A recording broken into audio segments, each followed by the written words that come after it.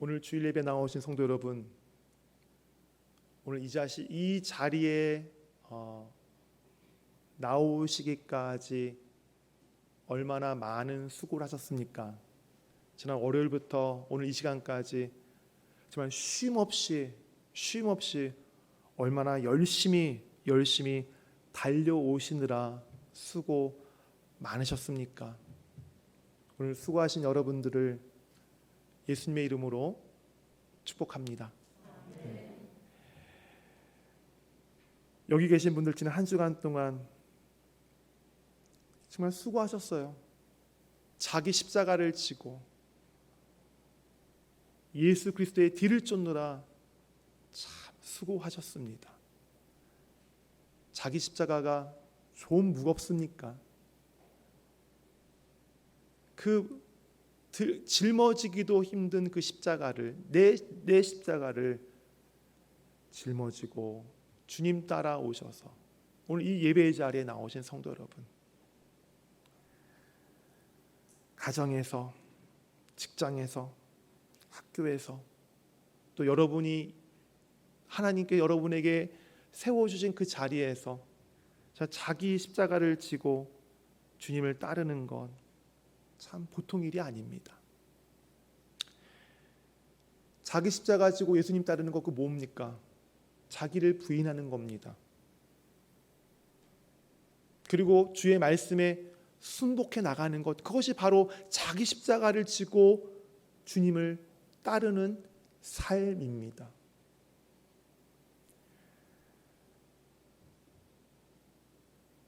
그런데 이 삶을 살아갈 때에 여러 가지 부딪힘과 고난이 있습니다.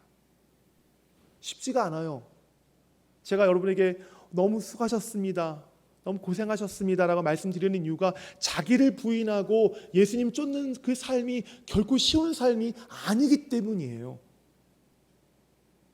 얼마나 많은 부딪힘이 있습니까? 얼마나 많은 고난의 내용들이 있습니까? 모양들이 있습니까? 그 부딪힘의 대상이 누굽니까? 먼저는 나지 않습니까? 나랑 얼마나 나를 부인하는데 나 자신과 얼마나 많은 싸움을 합니까?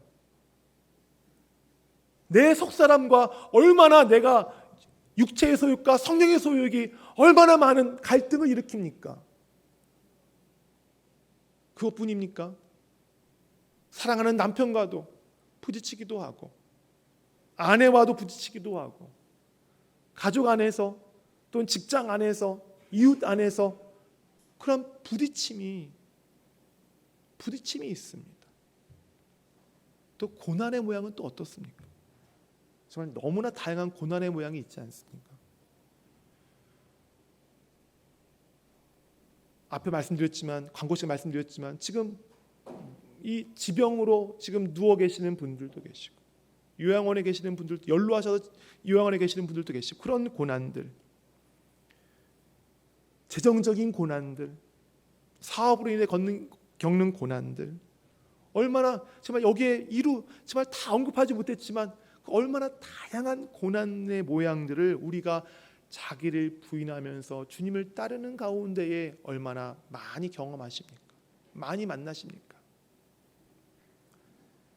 이러한 부딪힘과 고난에도 불구하고 여러분들은 정말 자기 자신을 부인하고 하나님 말씀에 순종하기 위해서 최선을 다해 살고 계신 분들입니다. 그래서 다시 한번 여러분을 주님의 이름으로 축복합니다. 축복합니다. 여러 가지 장애물과 고난 속에서도 우리가 내 자신을 부인하고 십자가를 지고 주님을 따르는 것, 정말 쉬운 일은 아니지만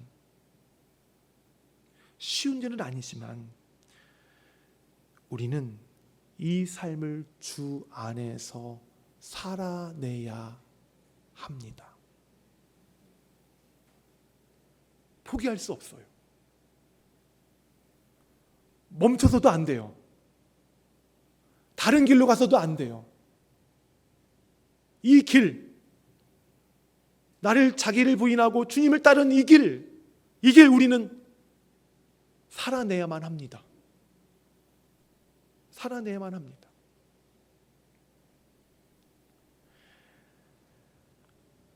그런데 이런 삶을 살려고 하는데 이런 삶이 너무 힘들 때가 있어요.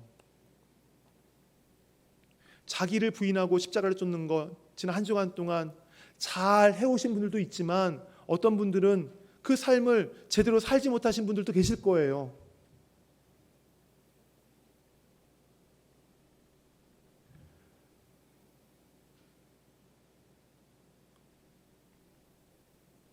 너무나 힘들어서 잘 살고 싶은데 십자가 뒤를 쫓아가고 싶은데 나를 부인하고 싶은데 너무 힘드니까 영적으로 고독감에 빠지기도 하고 영적 절망에 빠지기 때문에 바로 우리가 이런 삶을 살아가는 데에 우리가 포기할까?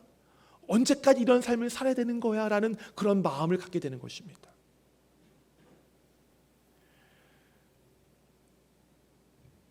우리가 왜 영적으로 깊은 고독감과 절망감에 빠집니까? 장애물과 고난 속에서도 우리가 우리의 십자가를 지고 주님 말씀을 순종하면 그 장애물이 좀 줄어든다든가 그 고난의 모양들이 좀 약해진다든가 해야 되는데 이 장애물도 계속 줄이어서 나에게 다가오고 이 고난은 약화될 생각도 안 하고 계속해서 나에게 그 똑같은 강도로 아니 더 센 강도로 이 고난이 나에게 다가오고 또 상황이 조금 더 좋아지면 희망을 갖고 내가 내 자신을 부인하고 주님을 따라가니까 이 상황이 바뀌는구나 라면서 소망을 갖고 좀 힘을 낼 텐데 그런 상황이 바뀌지도 않아요. 남편도 바뀌지 않고 아내도 바뀌지 않고 자녀도 바뀌지 않고 내 삶이 바뀐 모습이 보이지 않으니 과연 내가 이 길을 내가 가야 되나 말아야 되나 내가 지금 내 자신을 부인하고 십자가를 쫓아가는 것이 지금 맞는 건가라는 그런 고민을 하게 되면서 영적 고독감과 영적 절망감에 빠지게 돼버리는 겁니다.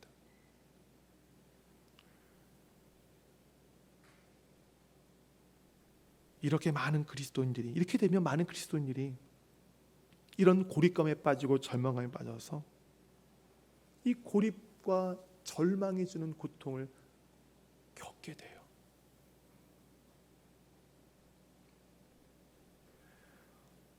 오늘 본문에 등장하는 예레미야 선지자처럼 말입니다.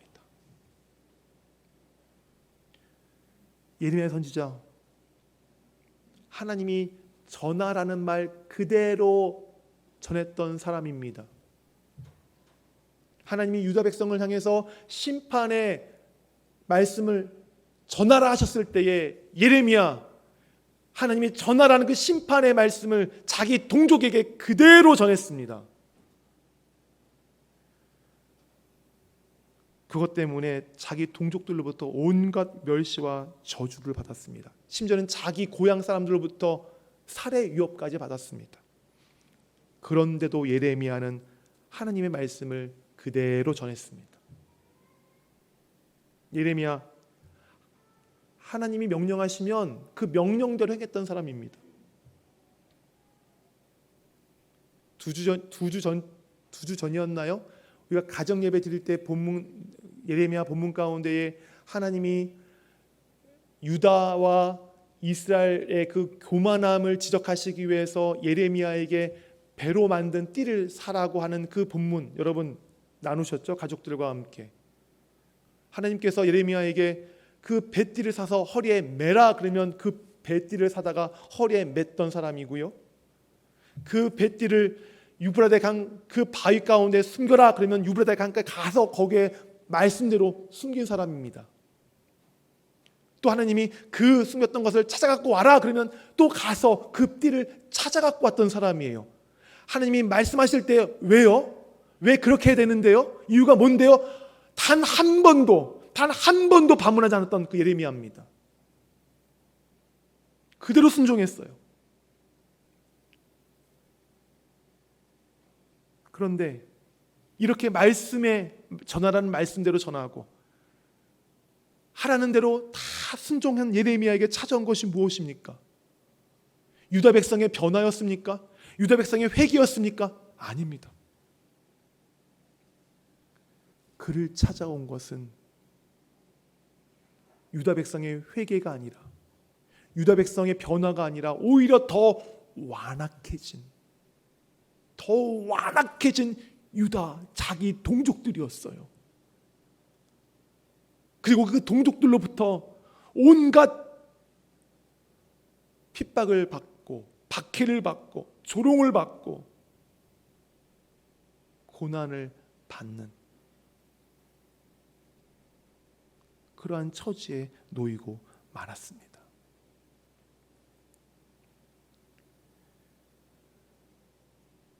나는 하나님이 하라는 대로 했는데, 기도하라고 해서 기도했고, 말씀 전해서 말씀 전했고, 순종하라 순종했는데 왜 나에게 찾아오는 것은 저들의 변화되지 않은 모습이고, 왜 저들의 핍박이지? 왜 저들의 조롱이지? 왜 저들의 저주지? 여러분, 그런 생각 드시지 않으셨어요?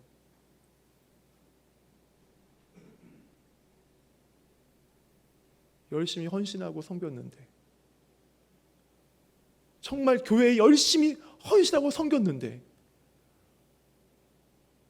어느 날 갑자기 머리에 핏줄이 터져서 쓰러져서 1년 동안 일어나지 못하는 자리에 있게 된다면 여러분 어떤 마음이 드시겠어요? 열심히 기도하라 해서 기도했는데, 기도하면 응답하신다고 해서 기도했는데 아무리 기도해도 응답이 없을 때 여러분 어떤 마음이 드시겠어요?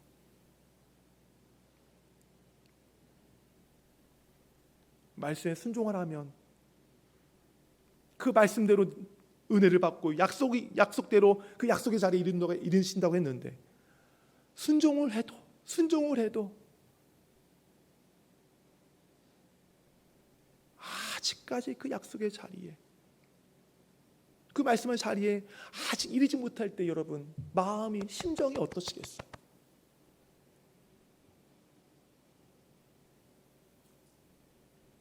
절망감을 느끼지 않으시겠습니까?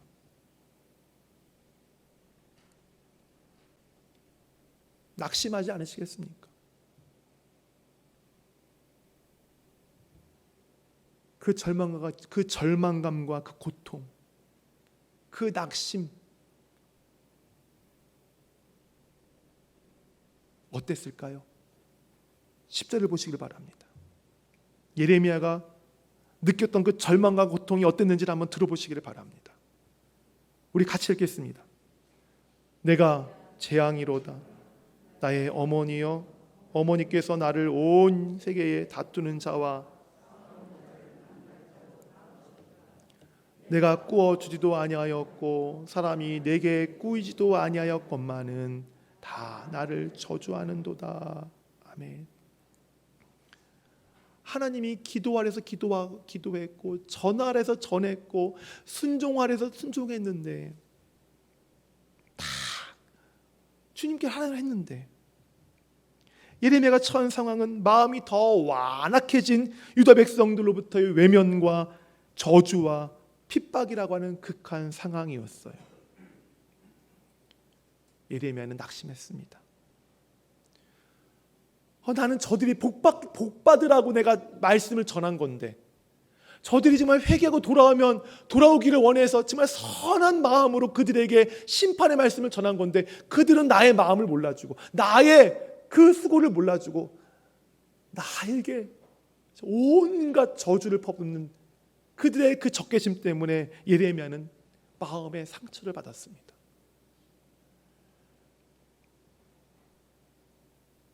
그들로부터 받은 상처가 얼마나 컸던지, 얼마나 심했던지, 차라리 내가 엄마 뱃속에서 태어나지 않았더라면 좋았겠다라는 말을 하지 않습니까?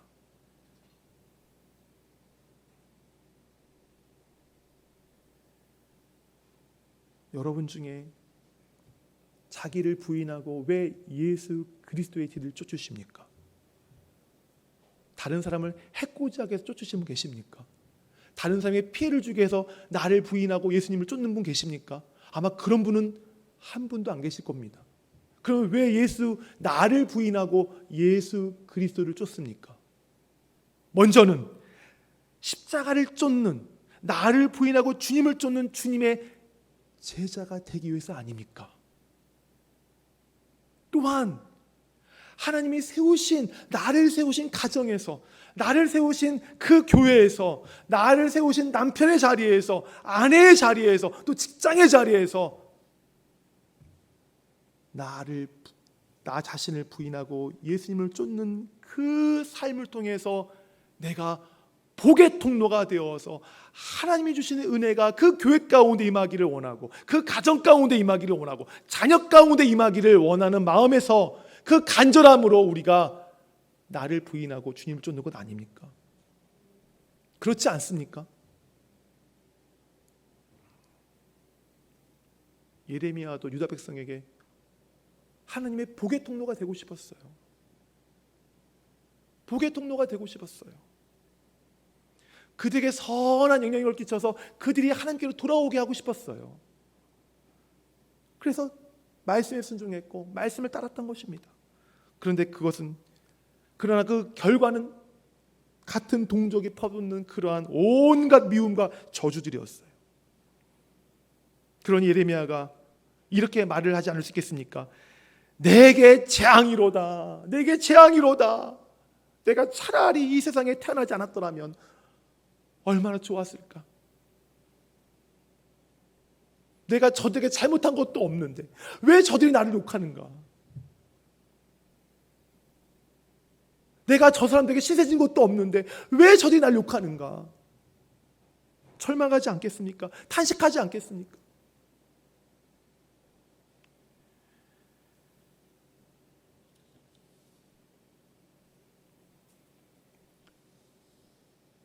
성도 여러분, 저는 예레미야의 절망과 탄식이 저와 여러분의 한계를 정직하게 보여주는 거울이 되기를 바랍니다. 우리는 우리가 갖고 있는 우리 자체만이 갖고 있는 능력으로는 다른 사람에게 선한 영향력을 끼치기에는 너무나 부족한 존재들입니다. 대신에 우리는 선한 영향력이 아니라 악한 영향력을 더 많이 끼칠 수 있는 그런 존재들이에요. 예수님께서 말씀하셨죠. 마가복음 7장 19절 20절에서 마음에서 나오는 것은 악한 생각과 살인과 간음과 음란과 도둑질과 거짓 증거와 비방이니 라고 말씀하셨어요. 우리 안에 이런 것이 있어요. 우리 안에 선한 것은 없고 이런 악한 것들이 있어요. 이러한 것들이 바로 다른 사람들과 관계를 망가뜨려요. 다른 사람과 관계를 혼탁하게 만들어요. 이런 것들이 있기 때문에 우리가 재앙이에요. 재앙스러운 존재들이에요. 하지만 우리가 이 모습을 우리의 한계로 깨닫고 우리 안에 있는 이 미움과 분쟁과 시기와 질투와 살인과 간음이라고 하는 이 재앙과 같은 이 마음들을 우리가 진실되게 하나님 앞에서 고백할 때에 우리 하나님께서 우리 고백을 들으시고 탄식을 들으시고 우리에게 있는 이것들을 주께서 친히 만져주십니다. 그것을 만져주실 때에 우리가 우리 연약함을 아버지 앞에 탄식하고 간구하고 그것을 고백할 때에 하나님이 이것을 만져주심으로 정말 하나님의 그 손길이 없이는 우리가 재앙과 같은 존재지만 하나님의 손길이 우리에게 닿을 때에 우리는 다른 이에게 재앙이 아니라 축복의 존재가 될 줄 믿습니다. 이런 축복의 존재가 되시는 성도 여러분 되시기를 바랍니다.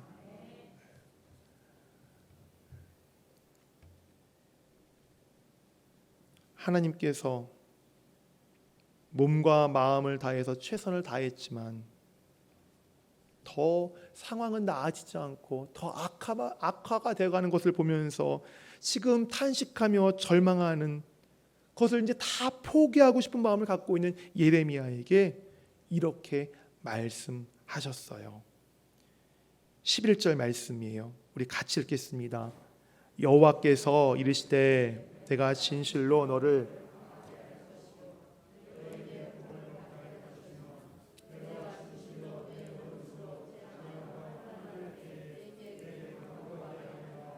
아멘. 제가 지난주에 하나님께서 자기 백성을 사랑하시는 세 가지 방법에 대해서 말씀을 드렸습니다. 첫 번째 방법, 하나님께서 자기 백성을 사랑하실 때에 그 사랑의 마음을 어디에 담아 표현하신다고 제가 말씀을 드렸죠? 어디요?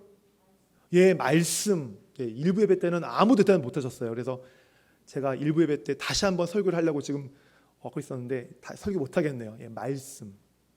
하나님의 마음을 말씀에 담아서 표현하세요. 그래서 그때 말씀드렸던 것이 우리가 주님 주신 말씀, 책망의 말씀도 있고 은혜의 말씀도 있는데 그 말씀 우리가 받을 때에 그 말씀 한 구절 한 구절에 하나님께서 어떠한 심정을 가지고 나에게 말씀하시는가를 우리가 묵상하자고 그랬습니다.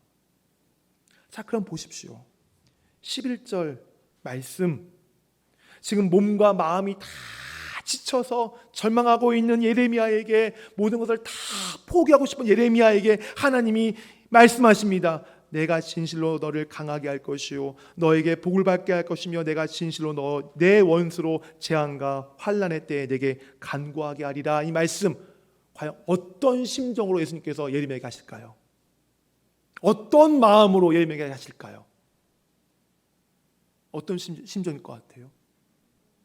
어떤 마음일 것 같아요? 어떤 마음일 것 같아요?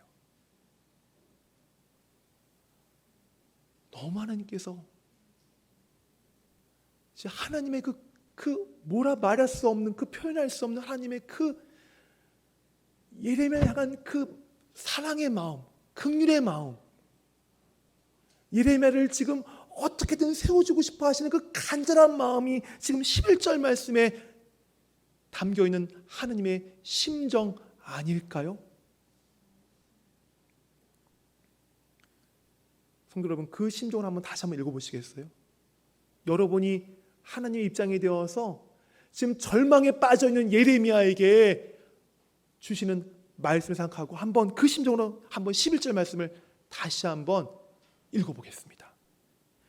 여호와께서 이르시되 내가 진실로 너를 강하게 할 것이요 너에게 복을 받게 할 것이며 내가 진실로 내 원수로 재앙과 환난의 때에 내게 간구하게 하리라. 아멘. 예레미야에게 하시는 하나님의 심정이 좀 느껴지십니까? 절망에 빠져있고 낙심해 있는 그 자기 종에게, 사랑하는 자기 종에게 하시는 하나님의 그 심정이 느껴지십니까? 지금 하나님께서는 예레미야를 좀 세우고 계세요.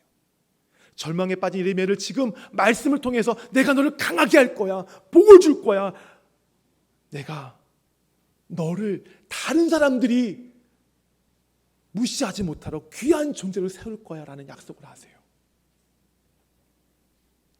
그러면서 하나님께서 예레미야에게 말씀하시는 것이 더 있습니다. 12절, 13절, 14절 말씀 우리 읽겠습니다. 누가 능히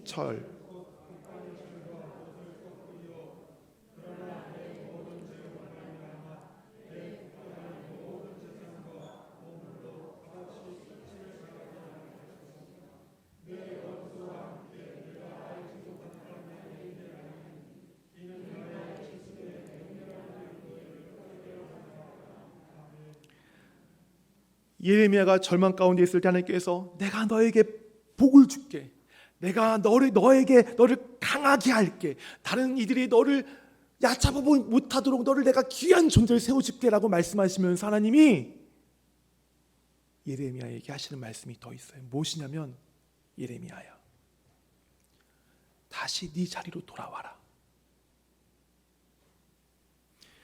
12, 13, 14절은 하나님께서 유다 백성에게 심판을 전하시는 말씀이에요.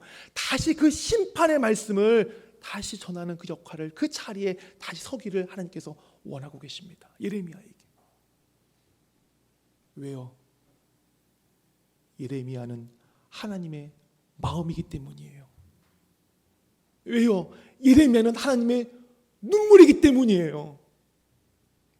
예레미야가 애통해하는 것 바로 하나님의 마음이에요. 예레미야가 자기 백성을 보면서 눈물 흘리는 것 바로 하나님의 눈물이에요. 바로 그 눈물 흘리는 그 자리에, 애통하는 그 자리에 지치고 마음 상한 예레미야가 다시 오기를 하나님께서 지금 다시 부르시고 계시는 거예요. 다시 제자리로 돌아와라. 다시 돌아와라. 성도 여러분, 여러분이 서 계신 그 자리, 하나님의 눈물과 하나님의 마음을 여러분이 나타내는 자리임을 여러분 기억하시길 바랍니다. 내가 불신자인 남편을 위해서 흘리는 눈물, 누구의 눈물이에요? 그의 영혼을 본 하나님의 눈물입니다. 방황하는 자녀를 위해서 내가 갖고 있는 저 속상한 마음, 안타까운 마음, 그 자식이 돌아오기를 바라며 흘리는 그 기다리는 마음, 누구의 마음이에요? 바로 하나님의 마음이에요. 하나님의 마음이에요. 그 눈물과 마음을 남편에게 보임으로써, 자녀에게 보임으로써 하나님이 그렇게 나를 위해서 지금 울고 계시는구나, 나를 위해서 지금 저렇게 마음을 쓰고 계시는구나, 하나님이 그들에게 가르쳐 주시기 위함입니다. 바로 그렇게 여러분은 바로 사역자들입니다. 사명자들입니다.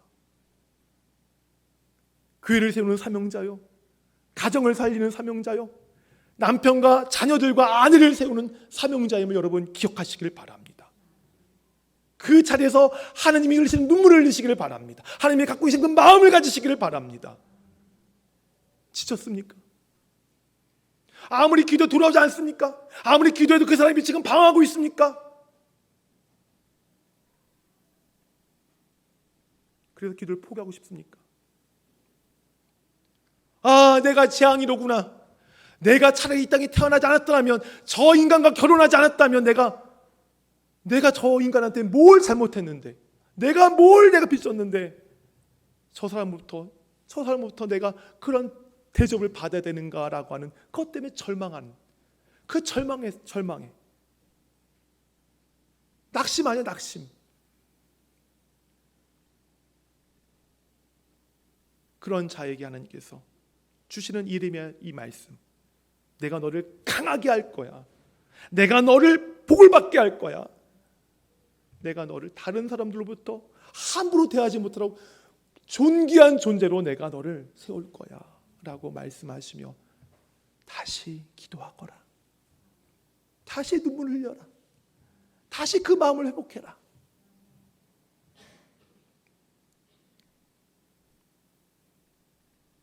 오늘 이 말씀이 정말 지쳐서 절망에 빠져 있는 우리 성도들에게 주시는 하나님의 말씀이 되기를 간절히 소원합니다.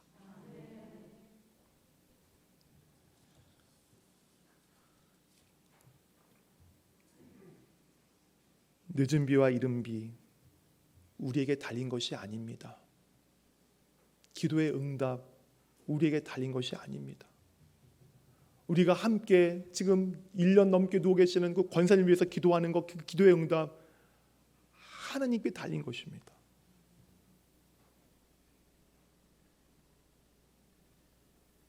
이른 비가 때에 맞춰 오지 않는다고, 늦은 비가 때에 맞춰 오지 않는다고 절망해서는 안 됩니다. 누가 하신 것이기 때문에요? 하나님이 하시는 것이기 때문입니다. 늦은 비와 이른 비가 때에 맞춰 오지 않을 때 어떻게 해야 합니까? 하나님께 간구하는 것밖에 없습니다.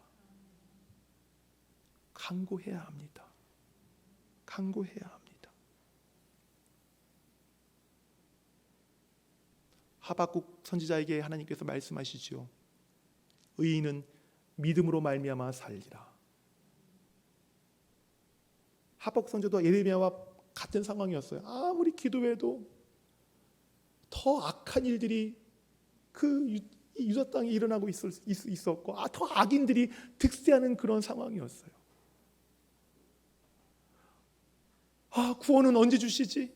응답은 언제 하시지? 할 때 하나님이 하박국 선지자에게 하신 말씀이 의인은 믿음으로 말미암아 살리라.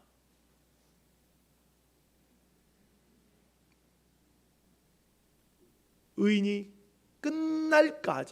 끝나는 날까지 지켜야 될 것이 바로 뭐라고요? 믿음이라는 거예요.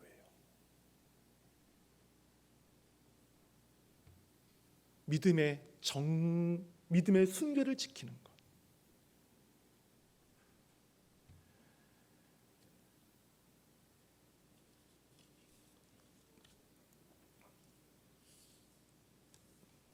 그러므로 우리는 결코 믿음을 포기해서는 안 됩니다.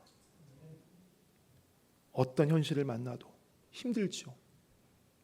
만만치 않죠. 감당하기 어렵습니다. 압니다. 여러분 진짜 그 앞에 있는 현실을 감당하기 어려운 거 압니다. 얼마나 힘든지 우리가 알고 있지 않습니까? 하지만 이 믿음을 우리가 포기해서는 안 됩니다. 안 됩니다.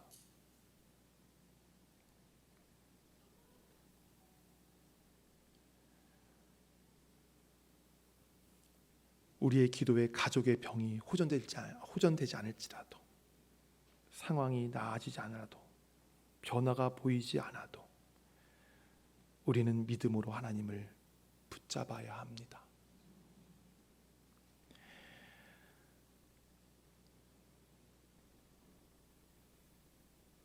하나님을 이렇게 붙잡고 하나님의 구원을 간구하는 자에게 하나님은 예레미야가 하신 말씀처럼 강하게 하시고 복을 받게 하시고 그리고 그를 승리의 자리에 서게 하실 것입니다.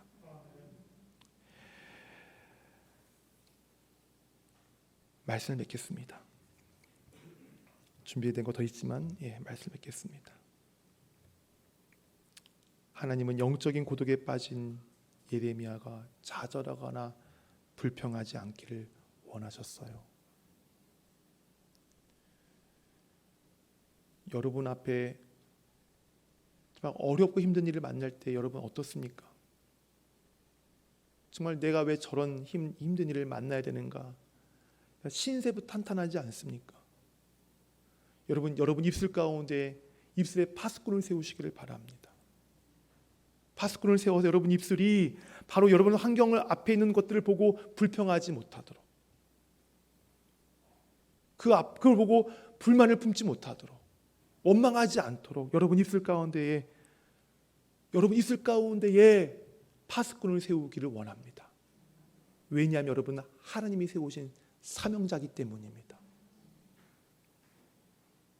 우리 여기 장로님들 몇 분 가운데는 이 오랫동안 군복무하신 분들이 많습니다. 이분들을 군생활할 때에 얼마나 많은 어려움들이 있었겠습니까? 상관의 명령이 합당할 때도 있지만 합당하지 못할 때도 있었을 것입니다. 하지만 이분들 그 명령에 순순히 다 따랐던 그런 분들이에요. 왜요? 군인이라고 하는 사명자이기 때문에. 저와 여러분은 사명자입니다. 가정을 세우는 사명자요, 교회를 세우는 사명자예요, 직장을 세우는 사명자예요. 사명자가 주의해야 될 것은 바로 입술입니다. 불평하지 않는 것, 불만하지 않는 것, 원망하지 않는 것. 대신 그 원망과 불평과 그 마음을 어디 올려드려야 돼요? 하나님께.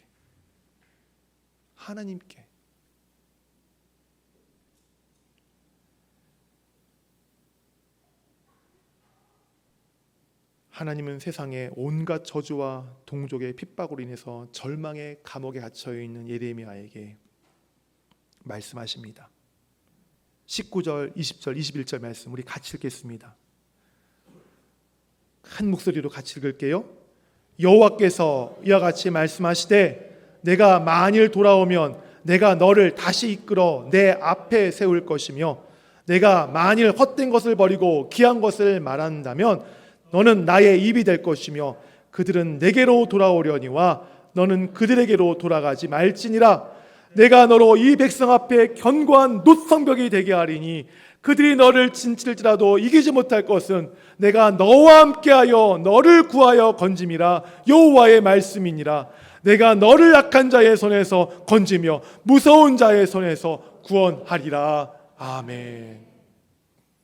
이 말씀은 시간 관계상 말씀드리지 못했지만 하나님이 예레미야를 저명에 빠진 예레미야를 다시 위로하시고 격려하시고 다시 그 사명의 자리에 돌아가실 때 예레미야가 저 못해요, 저 너무 힘들어요, 저 지금 핍박받는 거 하나님 때문이에요. 왜 하나님은 많은 시냇물 같습니까?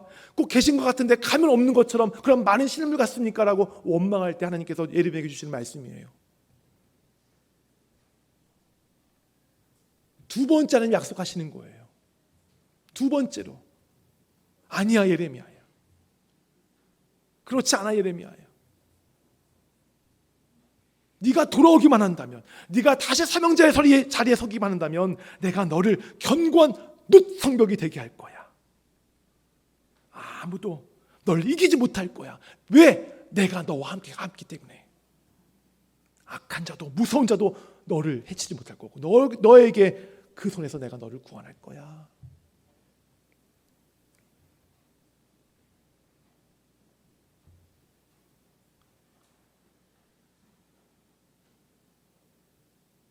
우리는 신앙의 현장에서 여러 가지 상황에 부딪힙니다.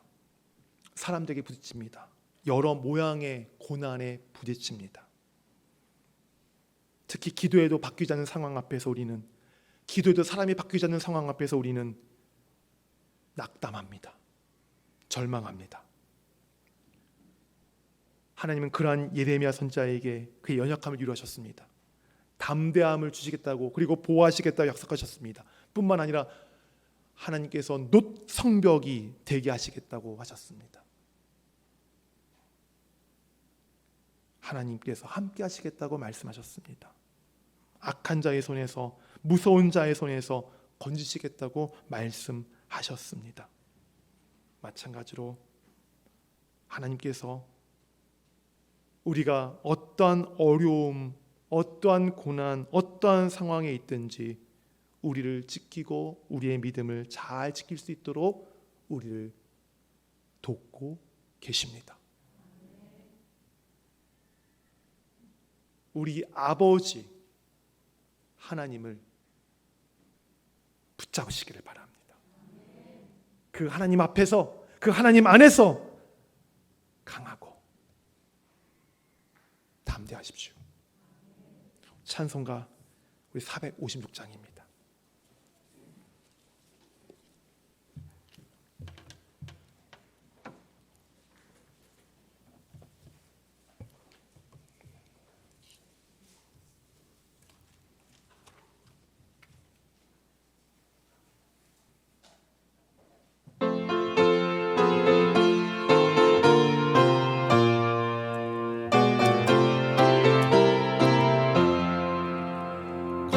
세상에서 실패하거든 큰 손 못 자국만 져라.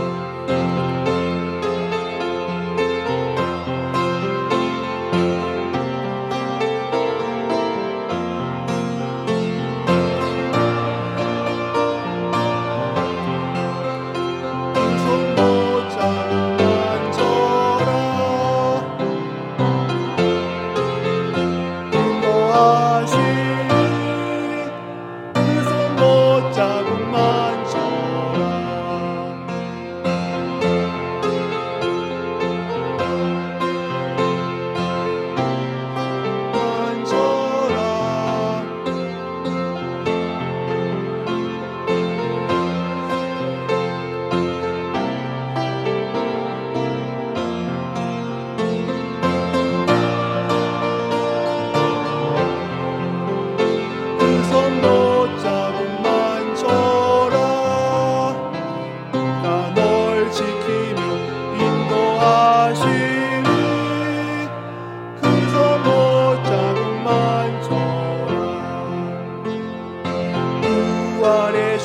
따라가려면 그 손 못자국 만져라. 내가 주 안에서 길이 살리라. 그 손 못자국 만져라.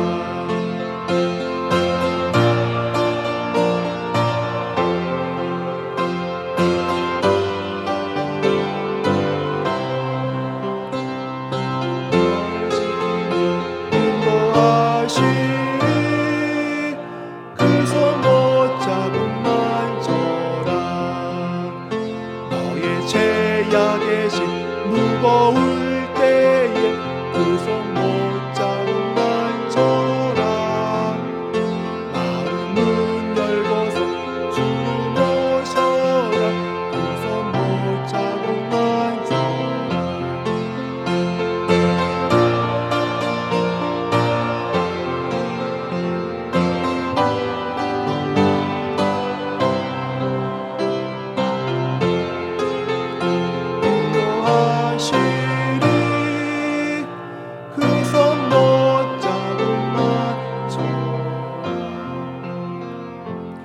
저는 이 찬양을 준비하고 또 이 찬양을 또 부를 때에 이렇게 묵상이 됐어요.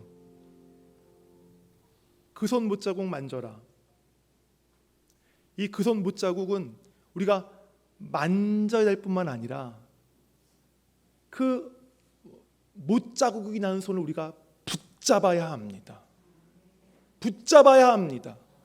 그냥 손만 갖다 대는 것이 아니라 거기를 우리가 붙잡아야 돼요.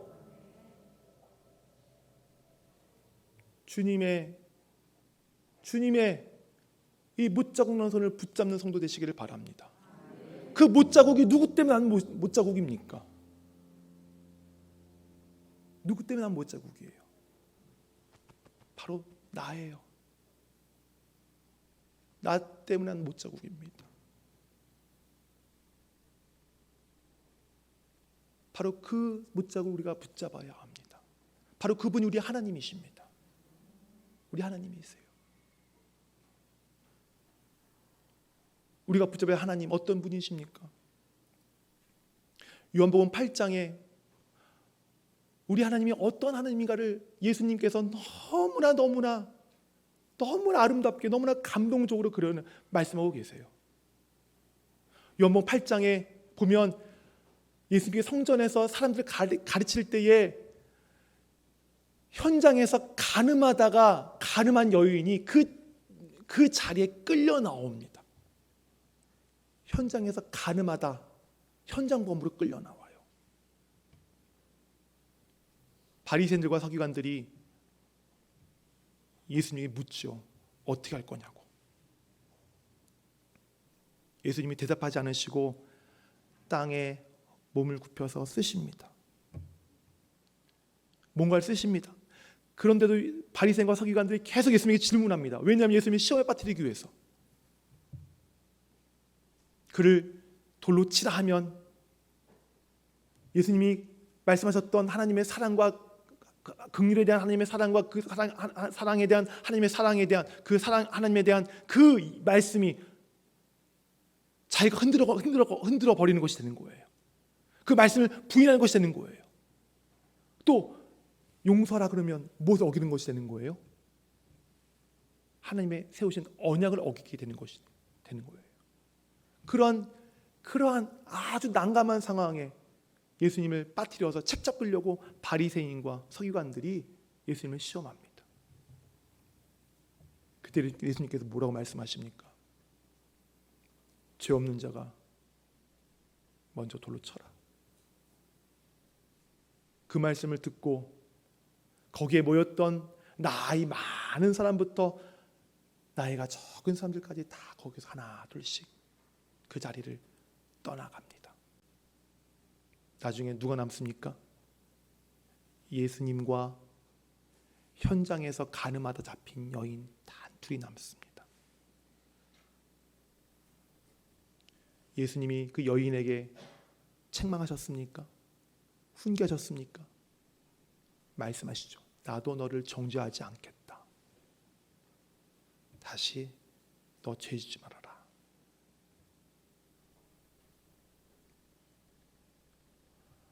예수님께서 그 여인에게 이런 말씀하셨던 하실 수 있었던 이유는 예수님이 그 여인을 이해하고 계셨기 때문입니다. 그 여인이 지은 죄를 이해한 것이 아니라 그 여인으로서 그 현장에 끌려 나왔을 때 얼마나 절망적이었겠어요.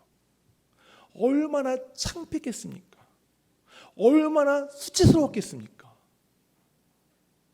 바로 예수님은 그것을 이해하신 거예요. 그 여인의 그 안에 있는 그 수많은 그 상처들, 아픔들,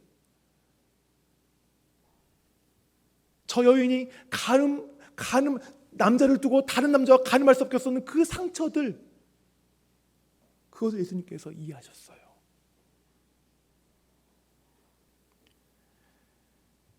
예수님은 우리 안에 상처와 망가진 삶과 고통과 절망을 이해하시고 사람들과 함께 하시는 분이십니다. 그분이 우리가 붙들어야 될 하나님이십니다. 이번 한 주간 절망에 빠진 분 계십니까? 다시 사역의 자리, 소명의 자리로 돌아오시기를 바랍니다. 기도의 자리, 예배의 자리, 헌신의 자리로 돌아오시기를 바랍니다. 주님을 붙잡으십시오. 주님을 붙잡으십시오. 그런 분들에게 하나님께 오늘 예레미야에게 말씀하신 것처럼 하나님께서 함께 하실 것입니다. 기도하시겠습니다.